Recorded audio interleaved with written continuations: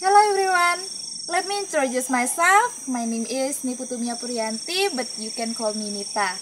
So today I want to sharing about learn to organize across generation. So follow me.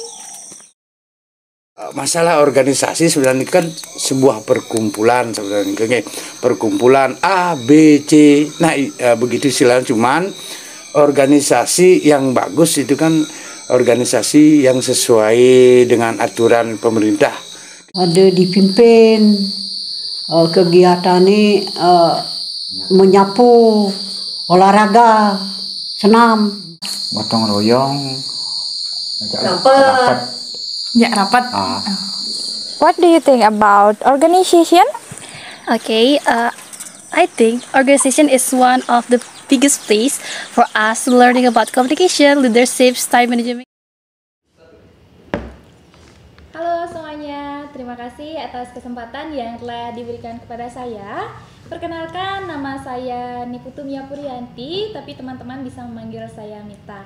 Nah, pada kesempatan yang luar biasa ini, kita sudah bergabung dengan narasumber kita yang sangat luar biasa dalam kegiatan sharing session mengenai berorganisasi lintas generasi. Oke, mungkin tak kenal maka tak sayang. Izinkan saya menyampaikan sedikit dan memperkenalkan tentang beliau.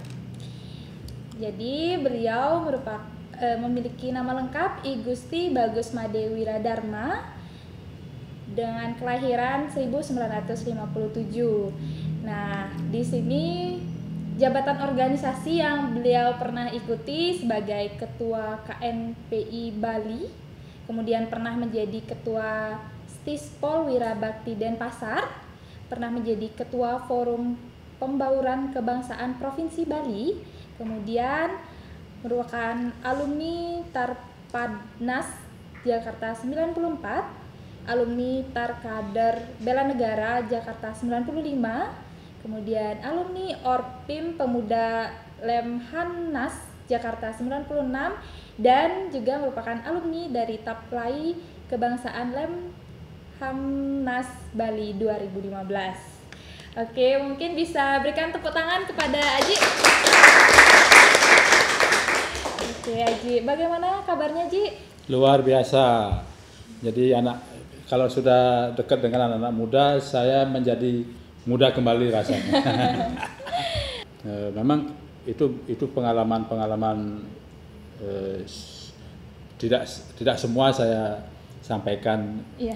tapi ada pengalaman luar negeri juga ada. Gitu ya. Luar biasa. Jadi mungkin bisa dilanjutkan sama adik-adik.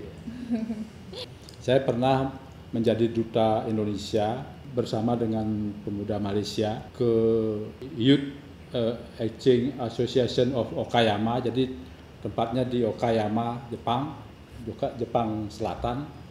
Itu kalau di sini provinsi Okayama dia.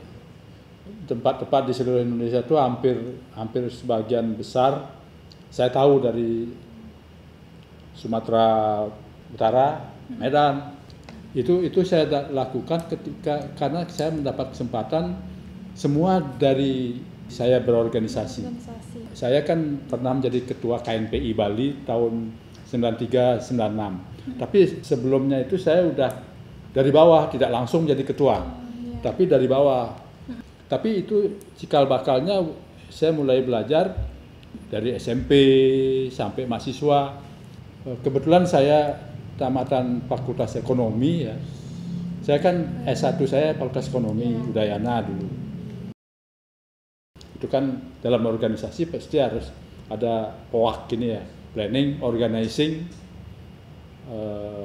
actuating dan controlling. Itu intinya, pegang dulu itu kalau dalam organisasi. Jadi dalam membuat sesuatu ya kita harus awal dari planning kan itu.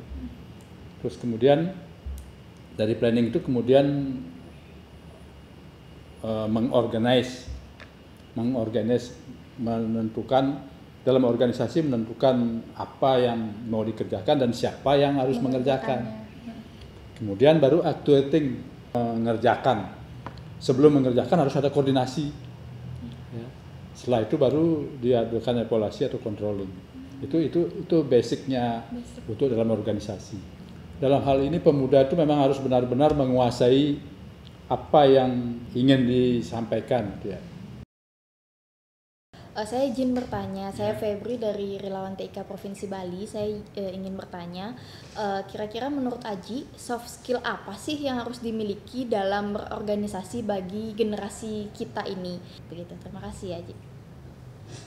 Ya memang eranya beda. Jadi kalau dulu orientasi itu kan lebih banyak ke konvensional. Sekarang udah mulai era digital. Sekarang dengan adanya globalisasi, kita bisa melihat dunia, keseluruhan apa isi dunia kita bisa lakukan. Ketika saya ingin ketemu, katakanlah ingin ketemu orang Jepang misalnya kan, saya harus ke Jepang kan gitu ya. Tapi sekarang saya sudah bisa melakukan komunikasi dengan teman-teman saya yang ada di Okayama melalui Facebook, melalui chatting, pokoknya inilah hebatnya. Kemudian mau beli barang harus ke pasar kan, atau penjualnya juga harus di pasar. Sekarang pertemuan penjual dan pembeli itu sudah ada secara online. Jadi kan perbedaannya di situ. Jadi dulu orientasinya konvensional, sekarang udah mulai digitalisasi.